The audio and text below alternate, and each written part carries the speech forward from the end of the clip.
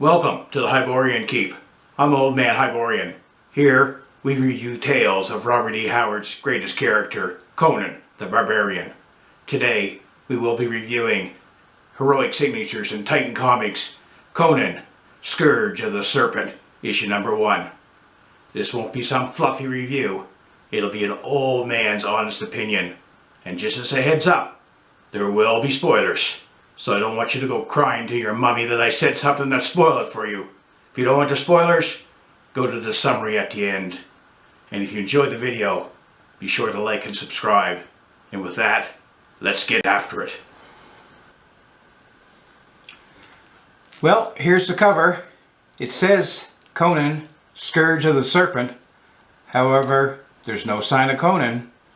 Here we have another Conan comic where Conan is playing second fiddle. I hope Titan Comics is not forgetting. It's Conan that is bringing them the success they are enjoying right now. So stop squeezing Conan off the covers. I'm definitely not criticizing the quality of the cover, only the content. The cover with Kull and Brule is very well done. Roberto de la Torre does an excellent job. He's a stellar artist.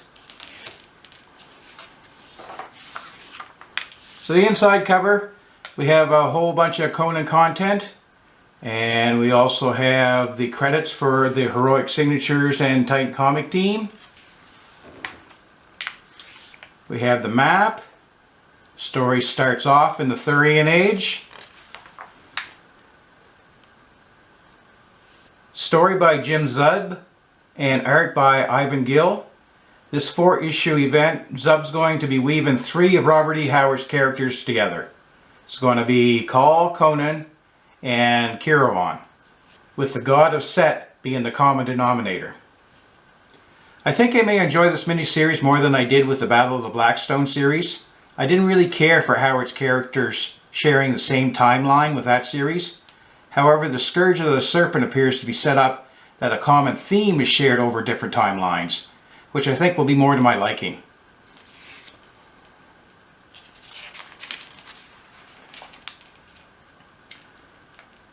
We have Kull and Brule. This is one of Howard's Kull stories called The Shadow Kingdom. And this phrase, Ka Namaka La Jirama, appears to be part of the linkage being used over the different timelines.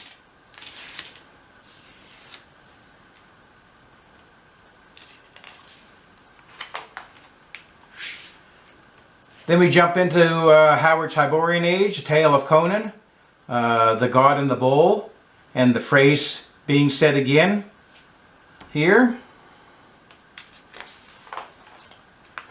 Then we jump to 1934 with Conrad and Kirowan's story Haunter of the Ring.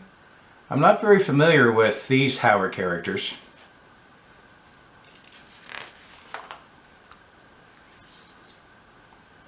The saying shows up again there. Zub is being very true to telling of these 3 stories. They jump from timeline to timeline, which I didn't mind. It really helped to build up the story. The ornate dagger, fangs of the serpent shows up again.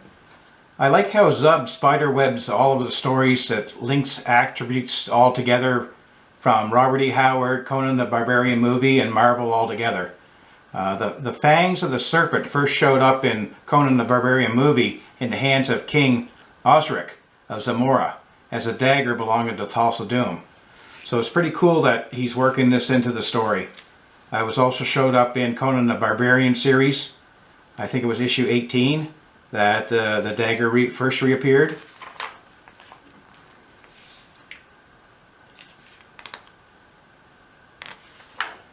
We also see Tothamon's ring showing up in 1934, which is pretty cool.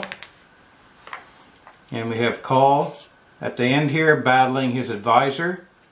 But it actually wasn't his advisor, it was one of the Serpent men. So very good start to this story arc.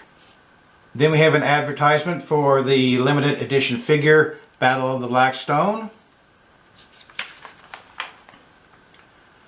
We have the cover gallery, which to me this is getting a little bit crazy. Like they have 11 different covers. I have no idea why they need 11 different covers.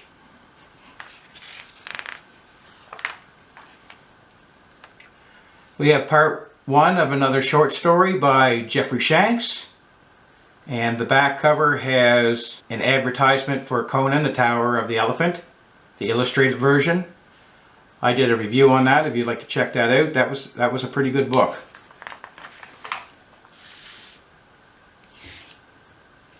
The back cover is the new novel, Conan, Spawn of the Serpent God. It says it's a Scourge of the Serpent novel, but I'm a bit skeptical about that. They said the same thing about the Curse of the Obsidian Moon being a Battle of the Blackstone novel, but it had absolutely nothing to do with that story arc.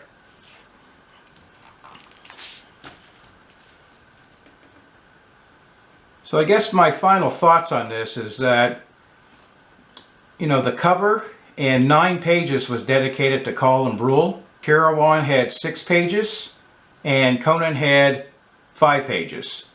When I said Conan was playing second fiddle, actually he was less than that, appearing less than all the other characters in a book with his name as the headline. It just doesn't seem right. Well, there you have it. Another high quality comic by Heroic Signatures and Titan Comics. Zub expertly weaving Howard's characters together. And art by Ivan Gill. Very well done. An excellent issue for introducing Robert E. Howard's characters to the masses. However, it felt more like a Kull comic. A little short on Conan. Hopefully that will improve. Zub is setting up for an interesting story arc. Buy it, read it, and enjoy it. And with that, I bid you farewell.